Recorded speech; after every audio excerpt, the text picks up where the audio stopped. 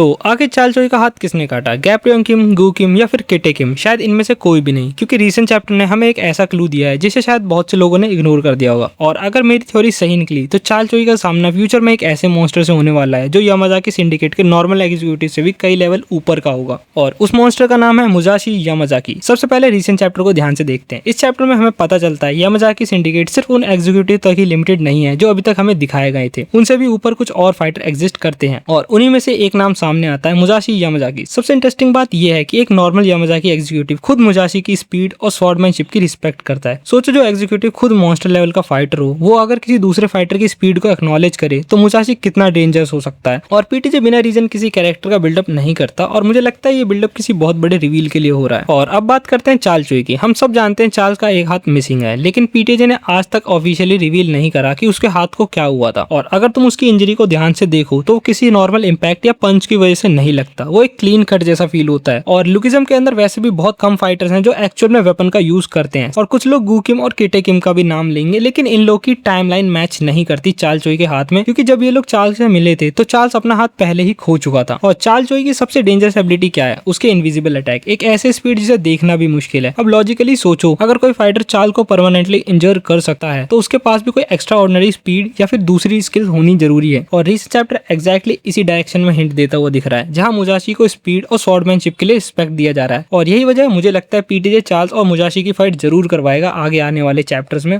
और हो सकता है इसी बैटल में चार्ल्स ने अपना हाथ खो दिया हो। अब अगर ये थ्योरी सही निकली तो इसका मतलब सिर्फ चार्ल्स का ही पास्ट रिवील नहीं होगा, बल्कि हमें जनरेशन 0 की सबसे डेंजरस फाइट देखने को भी मिल सकती है। एक तरफ गैप्रियन की फिस्ट गैंग और दूसरी तरफ यामाजाकी के अपर एग्जीक्यूटिव, जहां पर हर फाइटर का सामना उसके परफेक्ट राइवल से होगा, और चार्ल्स का राइवल होगा Musashi. Invisible attack versus perfect blade. अगर पीटीजे ने फाइट दिखाई तो ऑनेस्टली ये लुकिज्म की सबसे ग्रेटेस्ट फ्लैशबैक बैटल में से एक हो सकती है, और मुझे पर्सनली लगता है कि इसके सबसे ज्यादा पॉसिबिलिटी है कि इसी डायरेक्शन में आगे मानवा कंटिन्यू करेगी। बाकी तुम क्या मानते हो, तुम कमेंट सेक्शन में बता सकते हो कि और ऐसा कौन सा फाइटर कर सकता है चालचोई के साथ। एंड अगर मुझे तुम्हारा कमेंट पसंद आया तो मैं तुम्हारे कमेंट को पक्का पिन करूंगा। और हाँ, मुझे बार बार कहना पसंद नहीं है, बट तुम लोग चैनल को सब्सक्राइब भी नहीं करते हो, तो प्लीज चैनल को सब्सक्राइब कर देना। 300 सब्सक्राइबर तो हमारे करवा ही दो एटलीस्ट। तब तक के लिए मिलते हैं नेक्स्ट वीडियो में।